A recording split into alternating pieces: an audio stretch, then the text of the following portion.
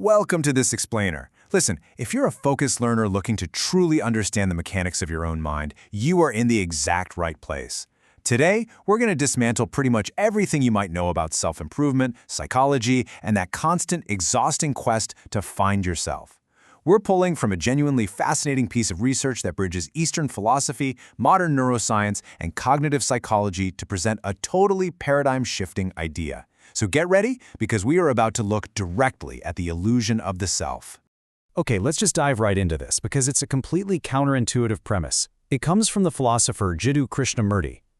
Think about it. From the moment we are born, we're taught to improve, to seek, to, find better versions of ourselves. But Krishnamurti asks this incredibly radical question. What if our constant quest to fix ourselves is actually the very engine generating our suffering? What if the act of seeking is the trap itself? Section 1. The Trap of Self-Improvement. So, to really understand why seeking is a trap, we have to look at the unexamined assumption that there's a solid you or I sitting inside your head that needs to be and can be fixed. And to do that, we need a new definition of ignorance. In this context, ignorance isn't just a lack of facts or failing a test. Not at all. It is a highly dangerous, self-sealing structure. It's a state where the mind completely misses its own blind spots. It literally doesn't know that it doesn't know. And because the system is closed off, it never questions its own basic assumptions. It just keeps operating absolutely convinced that it's doing the right thing. The source text actually uses a brilliantly vivid metaphor for this closed loop. It's like a dog violently chasing its own tail. The dog fully believes there's an external target it needs to catch, right? So it expends massive amounts of energy running in circles. But the tragedy, and honestly kind of the comedy, is that the chaser and the chased are the exact same entity. When we try to solve our psychological problems using the exact same mind that created those problems, we are the dog. The I that wants to be fixed is made of the exact same thoughts causing the distress in the first place. Let's move to Section 2, Brains, Algorithms, and Shadows. So, how exactly does the brain trap itself in this endless cycle? Well, basically, our brains operate a lot like highly advanced prediction machines. They take data from the past, our memories, our traumas, our learned behaviors, and they instantly project that forward to predict the future. But here's the catch. This algorithmic process bounces right over step 2. It completely skips the actual immediate present reality. Because our thought process is fundamentally trapped in time, always reacting to the past to secure the future, we totally miss the pure experience of what is happening right now. And when we introduce other people into the mix, oh man, this algorithmic loop builds incredible internal pressure. Let's look at Carl Jung's concept of the shadow for a second. Step 1, we have this unrecognized internal conflict.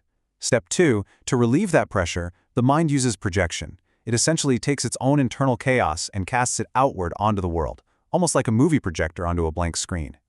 Which leads to step 3, we start blaming the external world, totally convinced the problem is out there and definitely not in here. What you perceive as an external problem is often just a reflection of an internal process. That quote right there summarizes a deeply humbling reality. The vast majority of our daily interpersonal conflicts, our frustrations with society, our endless arguments, they're really often just an expansion of our own core ignorance. We're operating completely under the radar of our own awareness, essentially just fighting our own shadows that we've painted onto the faces of our friends, our family, and our coworkers. Bringing us to Section 3, Breaking the Transparent Illusion.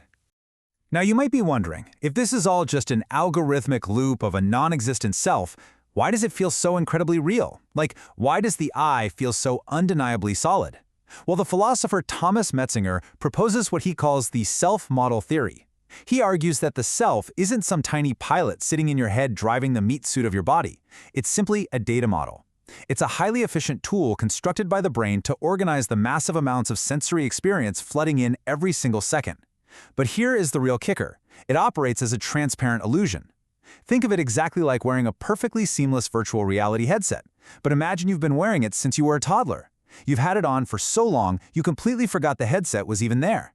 You look at the virtual world and think, this is reality. You look at the self-model and think, this is me. And this brings us to the ultimate contrast in how we approach our own minds. On one hand, we have our default state, right? Algorithmic, time-based thought. This is the exhausting, cyclical effort of trying to slowly think our way out of our problems over months and years. But on the other hand, we have Krishnamurti's solution, instantaneous seeing. This isn't a process. It doesn't take time. It's a sudden, absolute recognition of the mechanism itself. The moment you truly see that the problem solver inside your head and the problem you're trying to solve are literally the exact same mechanism, the loop breaks. You realize you are the dog chasing its tail. And in that spontaneous, instantaneous moment of seeing, the transparent illusion loses its power. The VR headset shatters. Now, the self-model doesn't necessarily disappear completely. I mean, you still know your name and you still know how to drive a car. But you no longer mistake the model for absolute reality.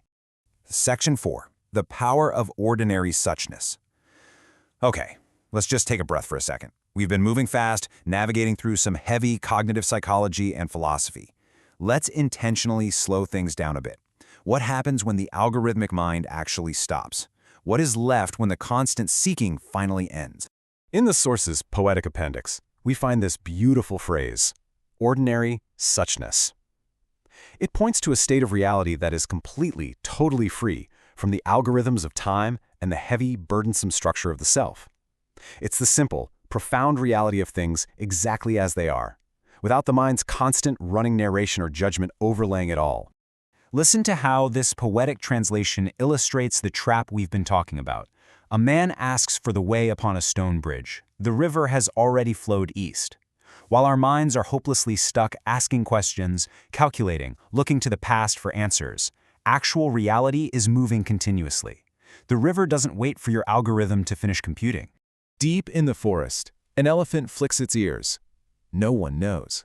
The elephant doesn't have a crisis of identity before moving its ear.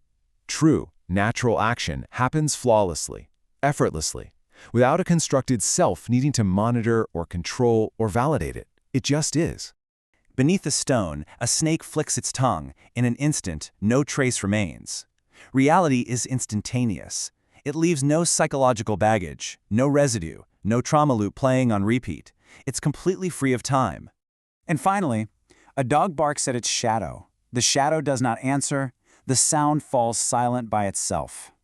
We come full circle back to Jung's shadow. When we stop fighting our own projections, when we realize the external world isn't going to validate our internal chaos, the noise naturally dies down. You don't have to force the mind to be quiet. When the illusion of the shadow is actually seen, the barking simply stops on its own. So if you take away absolutely one thing from this entire explainer, let it be this. Your psychological problems are structural. They are not content-based. Freedom isn't about slowly changing the content of your thoughts, trying to replace sad thoughts with happy thoughts or anxious thoughts with confident ones over this long period of time. Doing that is literally just rearranging furniture inside the burning house of the self model. True freedom is instantly recognizing the false structure of the self altogether. And so we arrive at the very end of the source material with a final, completely mind-bending thought. If the self is just a transparent illusion, a biological VR headset, then when the illusion breaks, there's no you left to even claim enlightenment. As the text says, no one awakens, but the dream is ended. It leaves us with a profound question to sit with. If the you that is constantly seeking is just a constructed model, who were you before the dream began? I highly encourage you to let that question linger today. Thank you so much for focusing in with me on this explainer. Keep questioning the structure.